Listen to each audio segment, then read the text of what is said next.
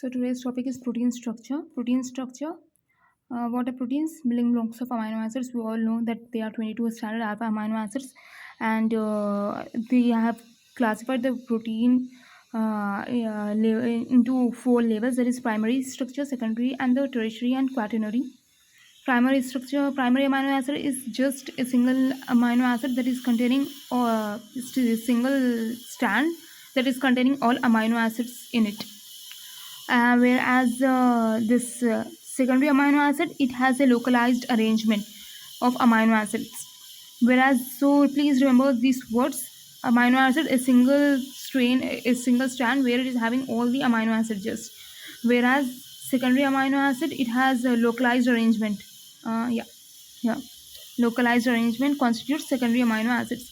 The tertiary structure is nothing but three-dimensional structure, whereas the quaternary structure is nothing but it is containing two or more polypeptide chains in it. So we are also called as subunits. 30 subunits we have read about, 30 as subunit, 30 as subunit, 40 as subunit. So what are the subunits? It is nothing but a polypeptide chains. Yeah, like we have read chromosome, not chromosome, ribosome. It has 30s and 40s units, 30s and 40s unit this way.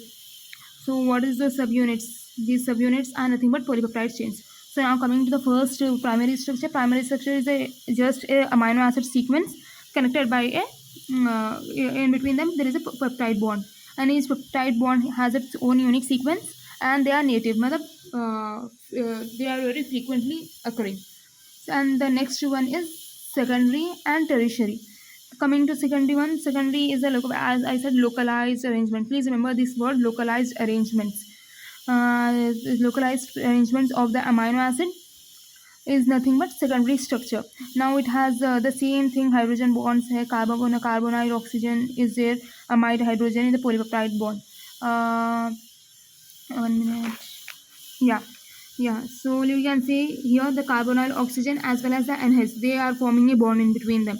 So this is nothing but it is this structure. Don't see the entire structure, consider only this one, the C double bond O and H, and they are forming a bond between them.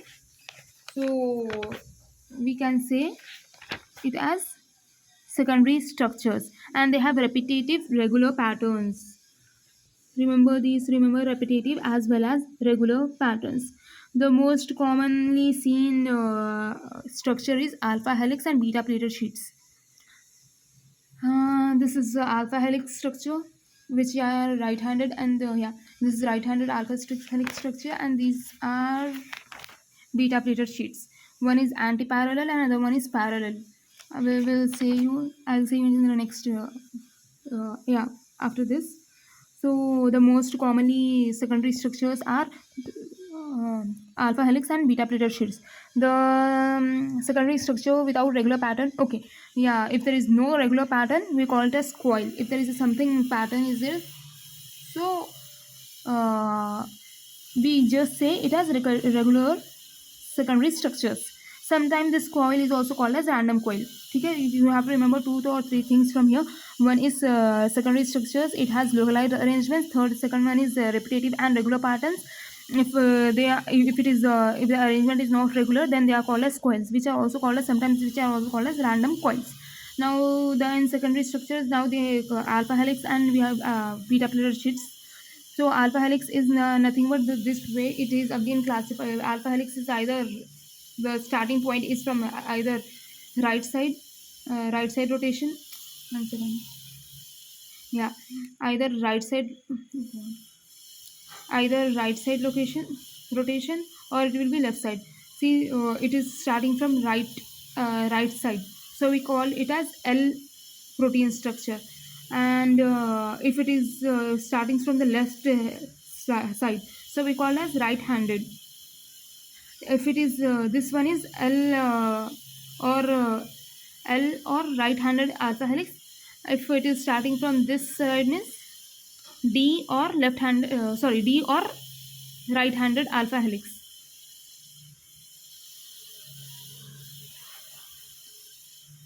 Then what else we need to read up from this? There is nothing else like alpha helix. It can be right-handed or left-handed. If we are calling it as if it is right-handed, we call it as screw sense. The rotation will be right-handed or clockwise direction, whereas if it is counterclockwise, if then the screw sense will be in the left-handed position. So majority of alpha helices will be in the right-handed form, that is D form. So shortest region of alpha helix is 3 to or the each alpha helix. When we are saying amino acids, one turn of amino acids one turn contains 3.6 amino acids, and the length between one to another is 0.54 nanometer. Then the distance between two amino acids is 0.15 nanometer, or even we can say it as 1.5 angstrom. Okay, so we have to remember three things.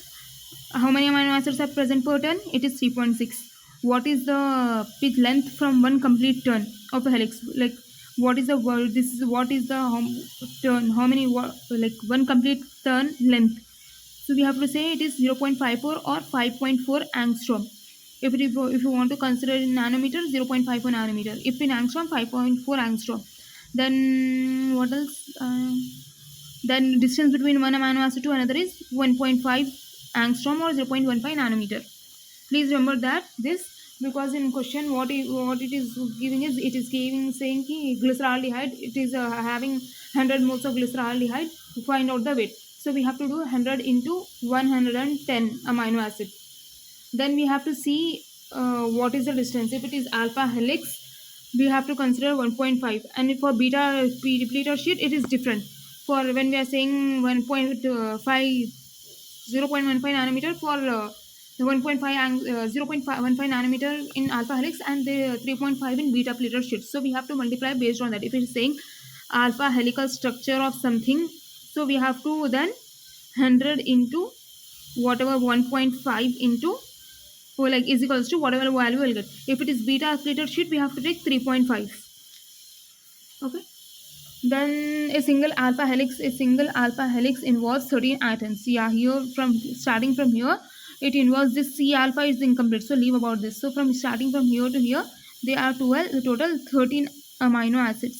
13 sorry, not amino acids, 13 atoms in it. So we write they are 3.6 amino acid, but and in the subscript we write 13 because 13 atoms are present in that particular chain.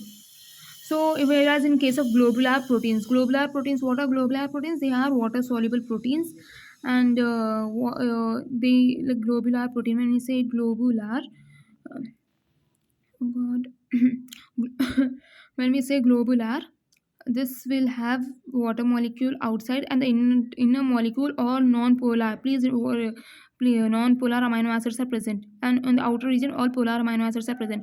So please say me in the comment section what are examples of non-polar as well as example of polar charged as well as uncharged amino acids.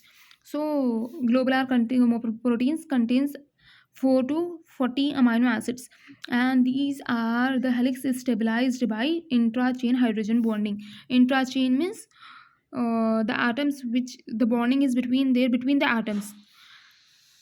So I think I have studied people, but again I'm saying intra-chain and interchain. So intra means bonding between the atoms of the same polypeptide chain, whereas inter means different chain.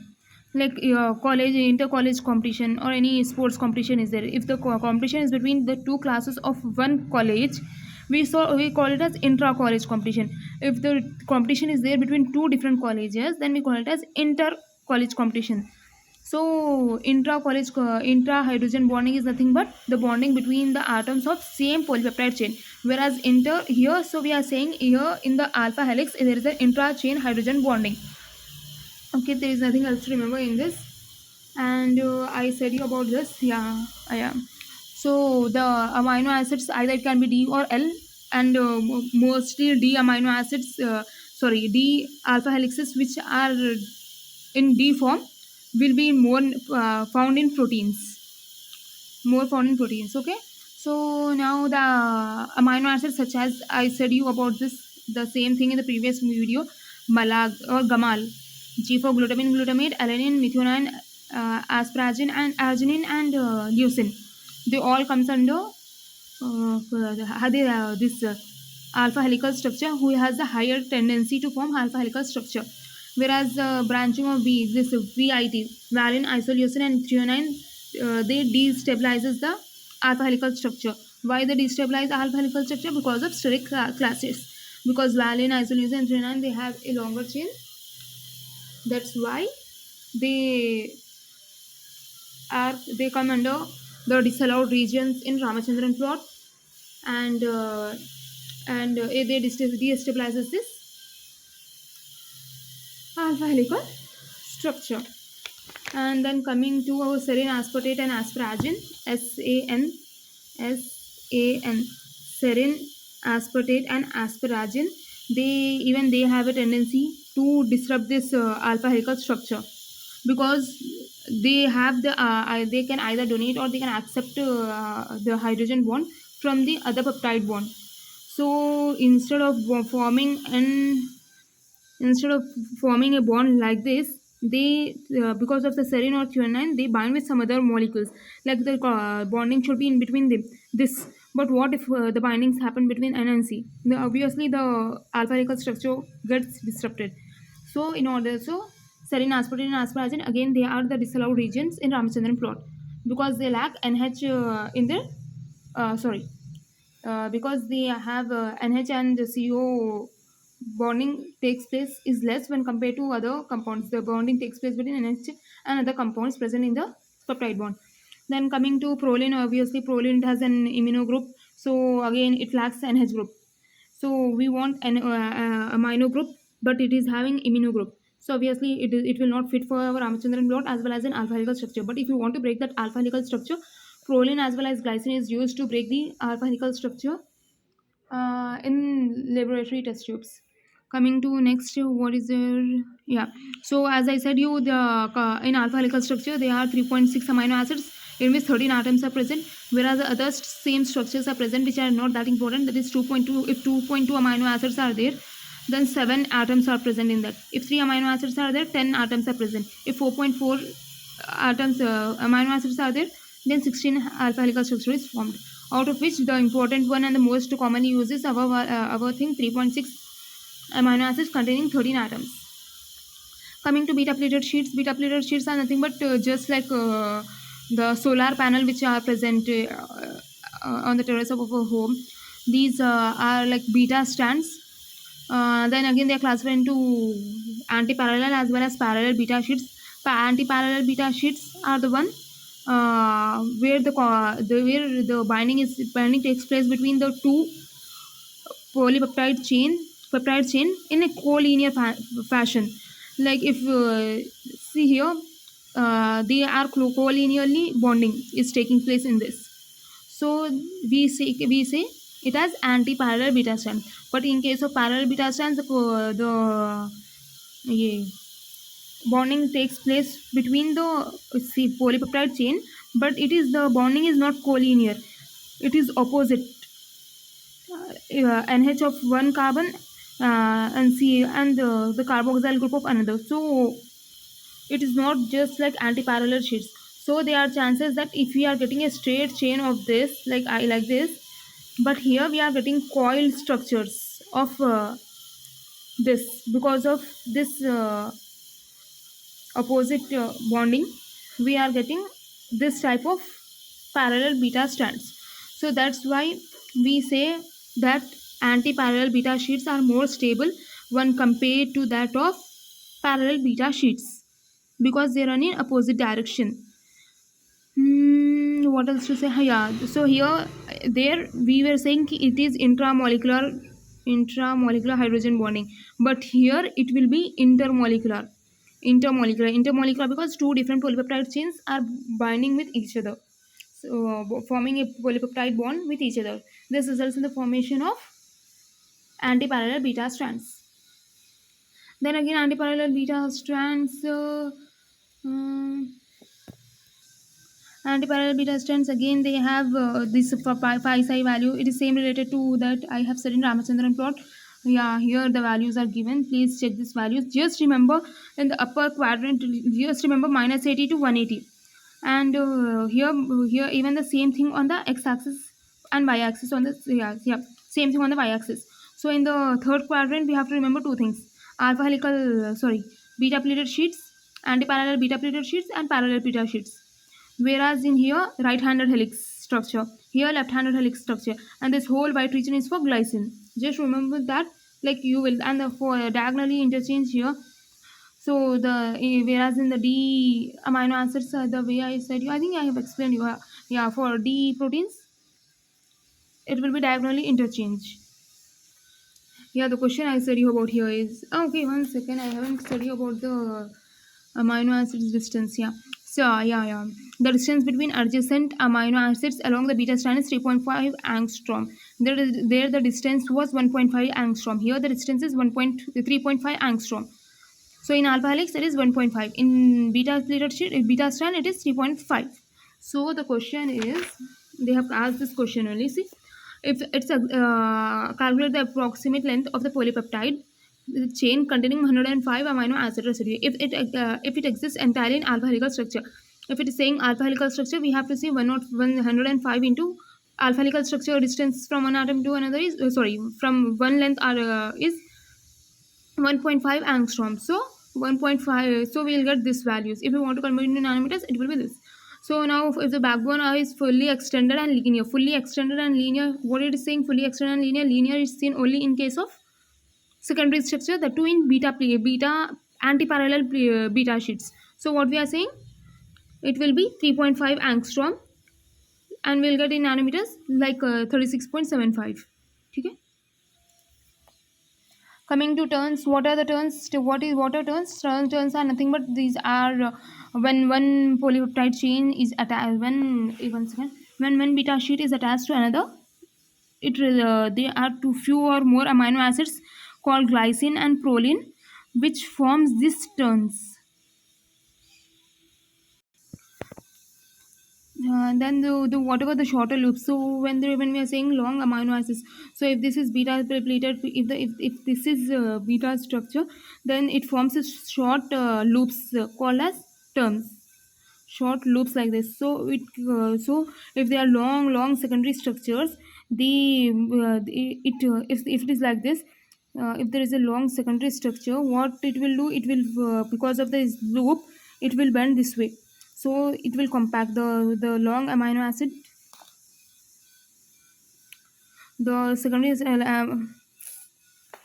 the secondary amino acid will become compact and forms a loop or turn here, and it helps in folding of this secondary structure.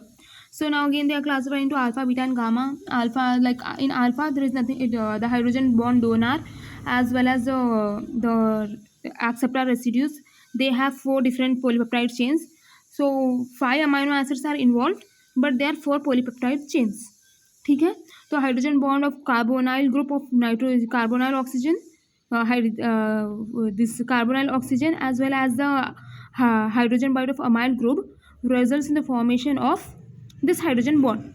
This is nothing but alpha turn. The same thing for beta turn. Beta turn will result in the formation of hairpin like structure, in which this here the donor as well as they are separated by three peptides bond, depends upon the number. If you are saying alpha is having n plus 4, so n and n plus 4. So here we are talking about five amino acids and four polypeptide chains. Same way for beta turn. Before beta turn, it is a common form characterized by hydrogen form, in which donor and acceptor are separated by three peptide bonds. Then if it is, then the next one is gamma. 1 minute. Then next in was gamma. Gamma, it has the same thing, but the thing will be n and n plus 2. N plus 2, yeah? Gamma. Yeah, the first third residues, and the bond between the first and third residues. It won't answer that much, but just remember Beta, what is water turns? These are nothing but loops which makes the long chain secondary structures into compact folded form of proteins. We can see like this. See, it is totally like, if it is 3 centimeters, if it is like, yeah, if it is 3 centimeters, it is to total 6 centimeters secondary structure is there. But because of this alpha helical structure, now this has been, no, not this, sorry, this, yeah, this we can say it as loop. Like this is nothing but turn or loop. So please remember this. Then coming to motive, we have read about what is like motive and domains, this domain, that domain. What is motive and domain? Motive is this is a, yeah, what do you call, dependent secondary structure, but domain is independent tertiary structure. Remember two things, like dependent, independent. Motive is about secondary structure, talking about secondary structure. Domain is talking about tertiary structure. Tertiary structure is nothing but 3D structure, three-dimensional structure. Motive also, they like, but they also help in DNA binding, or it helps, even it helps in DNA binding, protein binding. They helps in different structures.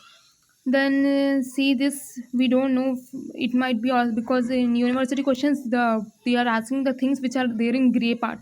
So please see that the beta meander, what is it, like when all sheets are arranged, secondary sheets are arranged, but alternately loops or turns are arranged.